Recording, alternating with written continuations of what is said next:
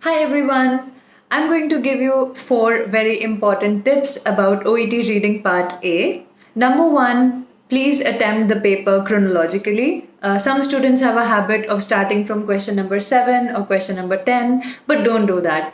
The paper is framed in such a way that it moves from general to particular, so you don't have to attempt it from between. Start from question number 1, and even better, do some skimming for about 1.5 or 2 minutes and then approach the questions chronologically. Number 2, please make sure that when you're reading the question, ask yourself, what is the question asking me to find? Is it dosage? Is it medication? Is it a condition? That will improve chances of accurately answering the question.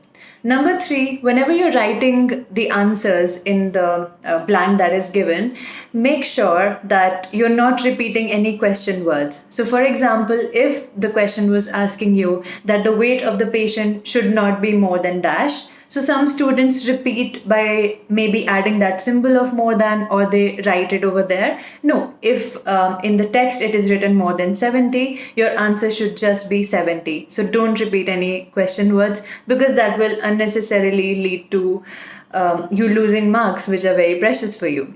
And lastly, make sure that you're not making any spelling mistakes or grammatical errors.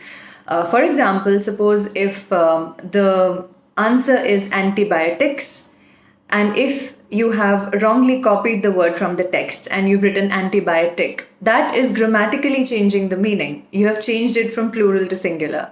So that is not allowed. You will get a 0. So make sure that you mark yourself very honestly. Only then you will know how much you're improving. So these are the 4 very important tips. And for more tips, please follow Care Education. Thank you.